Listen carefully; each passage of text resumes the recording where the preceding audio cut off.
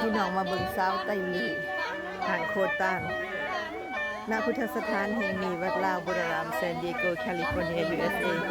ห่างกองบุญเนาะทานภาษาเถิดทงผู้ที่ล่วงลับไปชื่อนางจันฟองนางจันฟองเรื่องทกุลเนาะเป็นน้องสาวของเพิ่นนี่เองตอนนี้กำลังจัดทำภาษาอยู่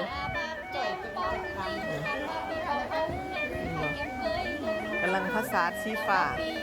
สีน้ำเงินบลูซาไฟห่าง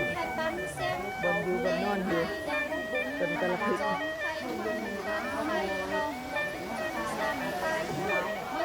จังฟอง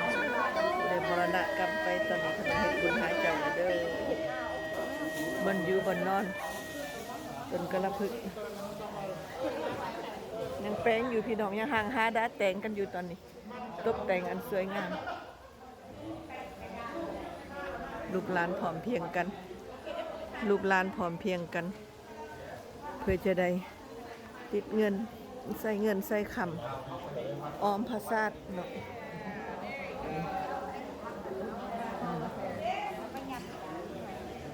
สวยงามลูกหลานเพิ่นก็มากันแล้วให้มีกรรมพัฒนาเด้อให้มีถามกันลูกให้มีทั้งหมดนี่แหละยังพี่เตอร์ให้เอาตุนเอาใส่หลังให้เอาตุนมาเรามีกรรมพัฒนาเด้อขอเก็บใส่เพราะว่าของจับภาพมันมีแล้วอันนี้มาจากวิสคอนซินกับมาจากเบย์แอเรียแคลิฟอร์เนียไปที่เราเดี๋ยวว่ามีเดี๋ยวว่าคุณเอาตุนมาหอมนี่แหละมาใช้อันนี้คิวนี่ใช้คันทมเงินคันทมคำเงินกันอยู่ไม่เนาะน่าสุดเลยไม่น้อเลยนี่ข้ามไป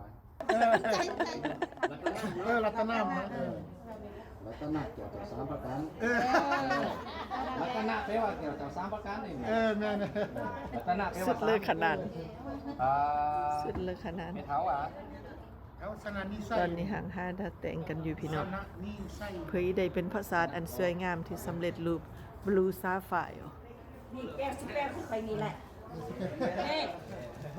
แล้วเฮงๆรวยๆกดติดตามให้เด้อสาธุไปหอดไปถึงเด้อ